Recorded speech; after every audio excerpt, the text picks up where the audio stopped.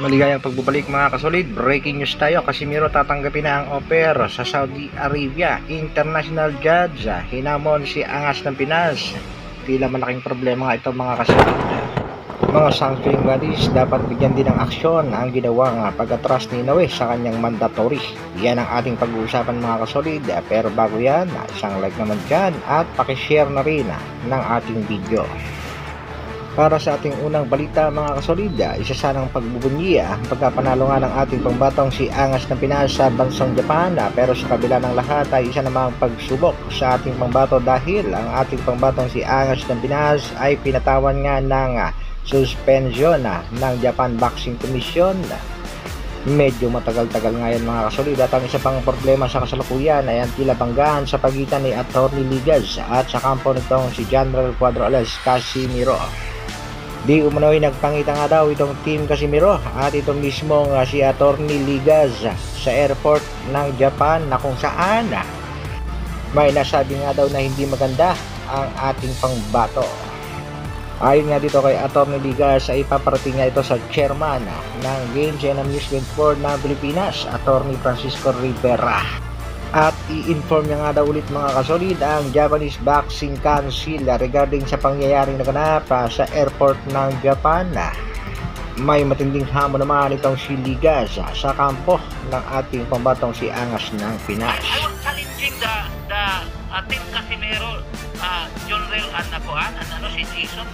Kung gusto nila, akala nila na mali yung report ko, pwede sila magsampan ng kaso ko. You can hire a lawyer del Mar. Sa halip na nagbubunyi ang ating pambatong si Angas ng Pinas ay tila nadagdagan pa ang mga gusot at problema dito nga sa ating pangbatong si Cuadro alias General Casimiro. At ang pinakamaganda nga dito mga kasolid ay humingi na lang ng dispensa itong si General Casimiro mismo dito kay Atty. Ligas dahil sa hindi inaasahang pangyayari. Maaari nga hindi lang nagkaintindihan at nagkaunawaan at mahihilot naman sa magandang pakiusapan. Dahil nakakapanghinayang naman mga kasolid kung madadagdagan pa ang mga problema ang kakaharapin ng ating pangbatong si Angas ng Pinas, General Casimiro, in spite sa kanyang pagkapanalo sa bansang Japan. Sa kabilang balita naman mga kasolid, dahil nga sa pagpataw ng JBC ng 1-year suspension sa ating pangbatong si Alas ay tila malabo na nga ang ating inaasam na laban. Ang laban sa pagitan ng Japanese Mancer at ng Angas ng Pinas na si General Casimiro. Alam naman natin mga kasolid na talagang tinututulan ang bakbakang Casimiro at Inoue. Maging ito nga ang mga sanctioning bodies ay hindi pabor sa bakbakang ito, lalo na ngayon na nagbigay na ng pahayag ang manager mismo ni Naoya Inoue na si Mr. Ohashi.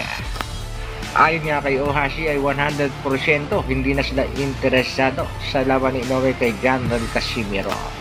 Dahil nga suspended ng 1 taon ang ating bumatong si Angas ng Pinas sa bansang Japan ay nagbigay naman ng pahayag itong Casimiro Brothers.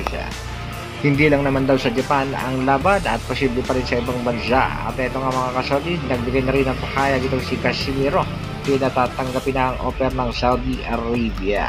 Tatandaan natin guys, hindi lang sa Japan umiikot yung mundo natin. Siguro tatanggapin na namin yung sa Saudi Arabia, hindi lang natin Hanggang dito na lang mga kasolid. Shout out sa sanctioning bodies at sana naman ay bigyan ng aksyon ang pag-iwas nitong si Naoya Inoue sa kanyang mandatory si Murujunak Madaliev. Dapat nga bang baklasan na ng titulo itong si Naoya Inoue? Hanggang dito na lang muna mga kasolid. Maraming salamat sa patuloy na pagsuporta at panonood. Isang like naman dyan, at sa mga bago, pa-share at subscribe na rin ang ating video. Mabuhay Dr. Alvin Vlogs.